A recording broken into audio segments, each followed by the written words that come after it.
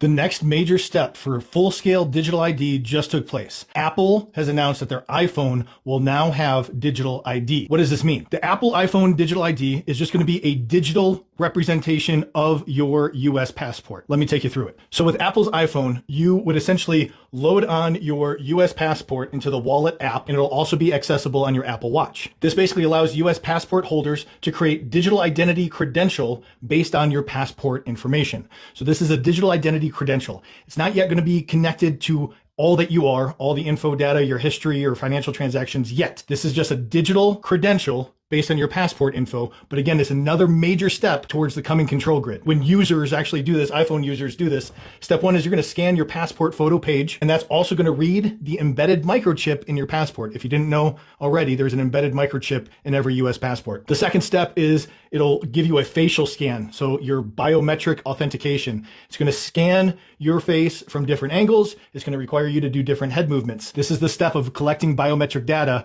giving it to a private company like Apple. Users then can present their digital ID at in-person checkpoints. For example, over 250 US airports. Right now, it's only for domestic travel, not international. If you do international, you are required to have your physical passport in hand. So the digital ID on the Apple iPhone, they say it's encrypted and it's just stored on your device. Apple says that they cannot see when or where your ID is being used. Again, that's their claim, but how often do we trust what tech companies tell us about our data and how they protect it or what they can see or not see? This all plays in, again, to Agenda 2030, the digital legal identity. So they are trying to go for identities that are managed, verified, used digitally for access to our own rights and services. Okay, this goes back to what I said. If you step out of line with anything that the current regime in power or the global regime says is out of line, they can shut you down for access to bank accounts, to food, things like that. That's where we're going. This Apple Digital ID is a major step to eventually fully replace physical IDs with digital. It's going to normalize this digital ID for so many normies who are just going to sign up and do it, right?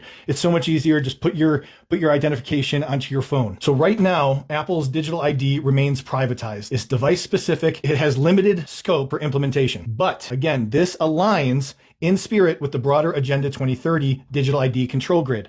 These are incremental steps. They're not just going to put the cage around you right away. It's going to be little incremental steps. Get you used to little things piece by piece. And as you take those little baby steps, you get used to the cage being put around you. One more big step towards full-scale digital ID, where all the individual's life history, info, data, their financial records, everything is all connected. It's not there yet, but again, this is another step towards that. These are the questions this raises. Will digital-only IDs become standard and people required to use them? We've seen this. This is what happens, right? We normalize something, it becomes a standard, and then all of a sudden it's forced upon us to that's the only way to do it from now on. Who controls the ecosystem and the infrastructure of this? Right now, it's a private corporation, Apple. But government has talked about doing this. And of course, we have the ever-present evil public-private partnership where the public entity, the government, gives permission to a private corporation to store all your data and manage all of this through government contracts, which is most likely what is going to happen.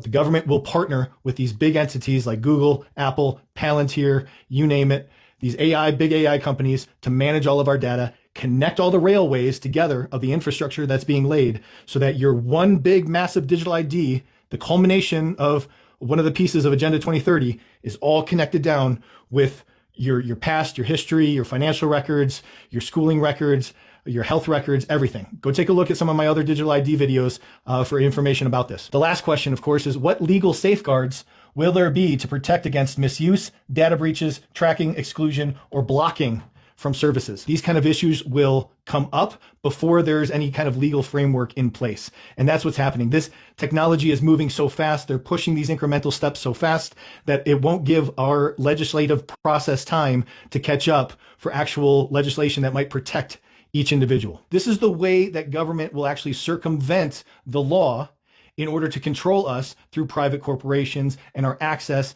to public services and private services. I would say the Apple Digital ID is a digital representation of a state or government issued identification. It's not yet connected fully to the full infrastructure and all the rail lines that they're putting together through these AI databases.